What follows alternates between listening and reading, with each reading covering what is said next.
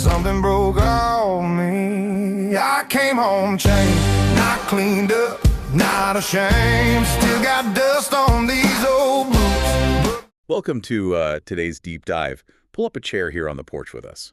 Glad to have you sitting with us. Evening's settling in real nice. It is. It's just you, me, and a quiet evening after a mighty fine revival service. You know, usually when folks do these deep dives, they spend their time combing through dense research papers or dissecting some historical archive. Looking for knowledge in the hard data. Right.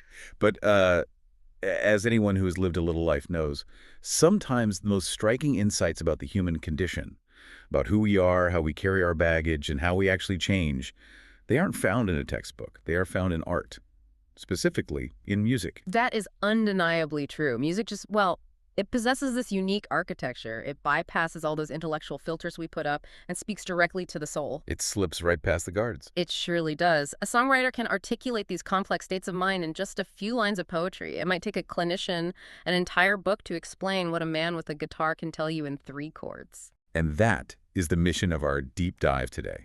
We are looking at a single piece of source material. It's the lyrics to a song called Came Home Changed. By the Americana band Ragged River Revival. That's the one, off their Easter Sessions EP. Our goal here today is to unpack the narrative of personal transformation, grace, and redemption that's just woven right into these lyrics. It is a powerful piece of writing. It really is.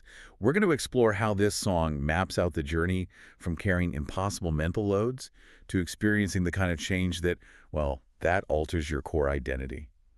Okay, let's unpack this by starting right at the beginning. The song opens up with verse 1, setting the scene. It says, I walked a long road full of questions, carried more than I could say. Left with pockets full of worry and a heart that had lost its way. I came in tired, worn, and restless. That is a heavy, heavy way to walk in. Think about how relatable that is for a second. Yeah. Have you ever arrived somewhere just entirely depleted, down to the marrow tired? Oh, absolutely. And the detail that stands out to me in that opening is the intense isolation of the burden. When he says he carried more than I could say, it highlights a very specific kind of load. Yeah.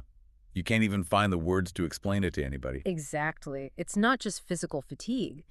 It is the weight of carrying something so heavy and complicated that language actually fails you. You are just trapped in your own head with those pockets full of worry. I want to pause on that phrase for a minute. Pockets full of worry.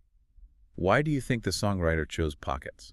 Why not a heavy backpack or a suitcase? Well, because pockets are where we keep our everyday carry. Right. We keep our keys, our wallet, our pocket knife right there in our pockets. By placing the worry there, the song is telling us that this anxiety has become a mundane, constant companion. It's not some grand theatrical tragedy anymore. It's just the baseline. Yes, it is the baseline state for this person walking into the story. They are carrying it into the grocery store, into the workplace, sitting with it in their living room. Which sets the stage for the turning point right there in the pre-chorus. The narrator says, I laid it down where mercy flows, and something broke off me. You know what's fascinating here is the choice of the verb broke. Broke. Not lifted or drifted away. Right. The writer doesn't claim the burden was gently lifted off his shoulders or that it slowly faded over time. It says something broke off. Now let's look at that. Because in the world today, folks talk about personal growth and recovery, taking years and years of hard work.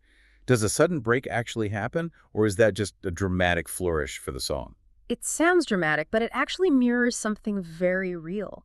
If we look at the weight of shame, profound regret, it functions remarkably like a physical shackle. It ties you down. It restricts your nervous system, keeps you locked in a state of chronic fight or flight. But when a person finally encounters genuine grace or radical acceptance from the Lord, it can trigger a sudden, jarring downregulation of all that tension. The chain literally snaps. The tension snaps. The person is left physically lighter, and the realization of that freedom, it happens in a definitive instant. So the breaking of the chain is the body finally letting go of the tension it was holding for so long. That brings us to the chorus. And the imagery here gets incredibly rich. It's my favorite part. The chorus rings out, I came home, changed, not cleaned up, not ashamed. Still got dust on these old boots, but grace rewrote my name. I am fixated on the visual detail of those boots. It presents a brilliant juxtaposition, doesn't it? It really does. We have this life-altering event where a heavy chain is broken, yet the physical evidence of the journey, the dusty boots, remains completely intact. So what does this all mean? Because in our modern culture, the entire goal is to look flawless. Hmm. Everybody wants to be scrubbed clean. Oh, everybody wants the polished after picture. They do. They want to be ready for the cameras. That paradox is exactly what the song is tearing down. Societal expectations demand a flawless exterior to prove that change has occurred. If you've improved, you're supposed to look the part. Dress the part, act the part. But the song introduces a completely different framework for grace. Grace doesn't demand you scrub the boots before you are accepted. It accepts the boots, the dust, the miles you walked, and the mistakes you made. Not cleaned up, not ashamed. Those two concepts seem diametrically opposed in our society. Usually, if you show up messy, you are expected to hang your head and feel terrible about it. The removal of shame here is intentionally disconnected from external perfection. The change happened at the core. The lyric says, "Grace rewrote my name." And a name means something. In any meaningful tradition, your name is synonymous with your essence. It is who you are. To have your name rewritten means your fundamental identity has shifted. You are no longer defined by your worst mistakes or the exhausting road you just walked. The inside is secure. The internal state is completely new, even if the exterior still shows the wear and tear of the journey. It gives the listener permission to be a work in progress on the outside, because the foundation has been poured solid on the inside. It's a deeply comforting thought. It is. And the narrative deepens this idea as we move into verse 2. The narrator reflects, I've heard the songs, I've known the stories, but this time it got real. If we connect this to the bigger picture, we are looking at the massive gulf between intellectualizing a concept and actually living it. Head knowledge versus heart reality. Exactly. Knowing the mechanics of forgiveness or grace is a completely different neurological and emotional event than experiencing it firsthand. It makes me think of the difference between reading a manual on how to swim and actually jumping into a freezing river.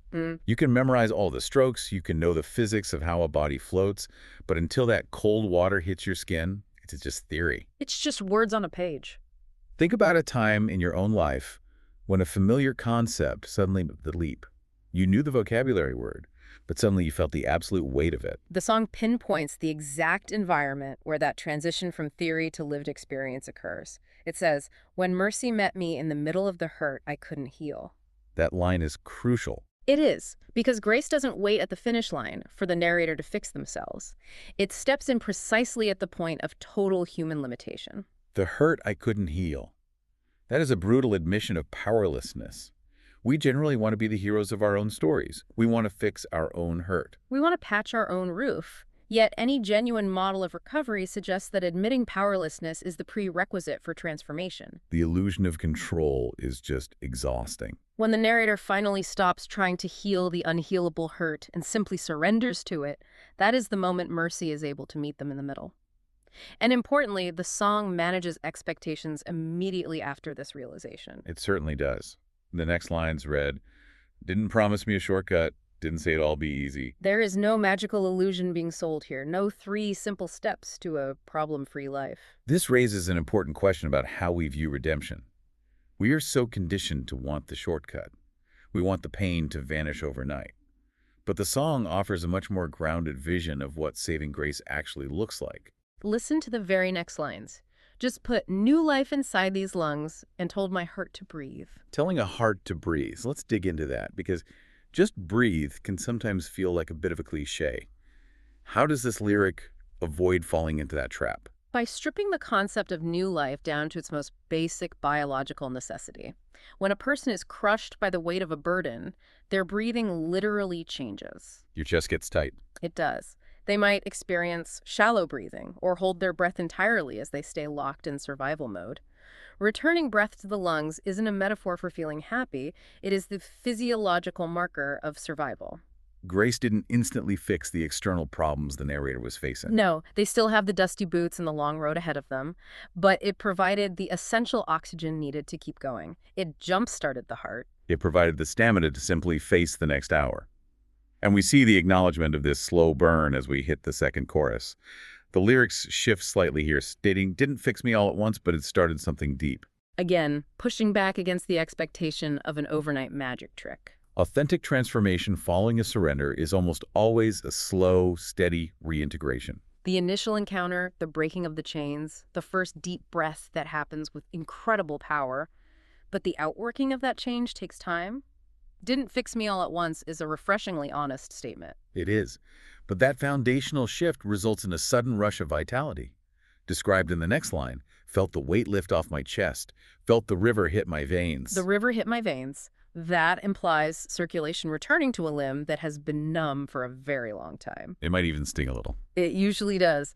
The narrator walked in lost and looking for hope. And the hope they found wasn't a neat resolution to all their circumstances. It was a rush of feeling that allowed them to engage with life again. Once the narrator establishes this intensely personal shift, the entire structure of the song pivots. We move into the bridge, which is marked in musical notes as a revival lift. Can we talk about what a revival lift actually is? Because that term carries a lot of specific cultural weight for folks like us. Musically speaking, in our roots and gospel traditions, a revival lift is a sudden crescendo. The instrumentation swells. The Hammond organ kicks in. Exactly. The drums open up, and a choir joins the lead vocalist. It is designed to mimic a communal awakening.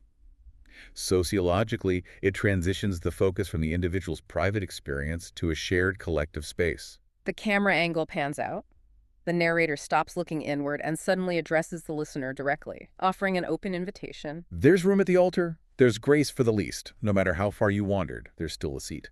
Let's demystify the word altar here for a moment. In the context of this journey, what does that represent? Well, in this narrative, the altar serves as a psychological drop zone. A drop zone. Yes, it is the designated place to finally set down the heavy machinery of self-justification, ego, and shame that the narrator was carrying in verse 1. Notice who receives the invitation. The least, those who have wandered. It creates a space where the primary qualification for entry is simply the admission that you need help. Now, here's where it gets really interesting. This bridge is modeling a community built entirely on shared vulnerability. It is the exact opposite of a merit-based society. The narrator isn't standing on a pedestal saying, "Look at my pristine boots, come be perfect like me." They are saying, "I showed up exhausted, carrying baggage I couldn't explain, and I found a seat. Therefore, I know there is a seat for you too." It is a complete paradigm shift. The bridge continues, if you're tired of running, if you're done with the blame, come lay it down and rise up new. You won't leave the same. That speaks to the universal human exhaustion with maintaining facades. We are constantly running to keep ahead of our pasts. And we are caught in endless cycles of blame. Blaming our circumstances, blaming others, blaming ourselves. The invitation is to just drop the act. It's permission to stop pretending you have it all together. And that brings us to the final destination of the track. As we hit the final chorus, the tone is triumphant. We witness the stark contrast between the person who walked in and the person who is walking out. The narrator sings, "There's joy where the ashes were. There's hope where the fear once stayed." It describes the alchemy of grace. It doesn't sweep the ashes under the rug and pretend the fire never happened. No, it uses the ashes as the soil for joy. It doesn't banish fear through sheer willpower. It displaces it by introducing hope. The very sites of ruin become the foundations for the new identity. But even in its most triumphant moment, the song insists on keeping us grounded in the messy reality of living. The most critical line in this final section is, "Still walking out my salvation, but I'm not the man I was yesterday." Still walking out my salvation. That line is the anchor for the entire message. It frames growth as a continuous process. The event of grace, the moment the chains snap and the name is rewritten, is a definitive milestone. But the process of actually living that out, that is a daily walk. It is the daily application of a singular perspective-shifting encounter. You are no longer the person you were yesterday. The core identity has fundamentally changed. But do you still have to put one dusty boot in front of the other? You have to navigate the reality of that change in real time, dealing with traffic, relationships, and everyday stress. The work continues, but the heavy lifting of earning your worth is over. It paints a deeply hopeful picture of what it means to heal. It tells us that our brokenness doesn't disqualify us from experiencing grace. The broken places are actually where the light gets in.